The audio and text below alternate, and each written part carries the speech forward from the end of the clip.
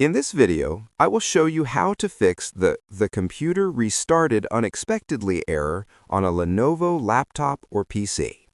Let's follow these steps.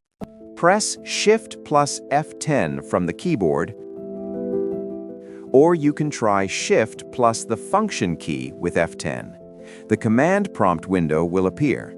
Type regedit and press Enter. Then follow these steps.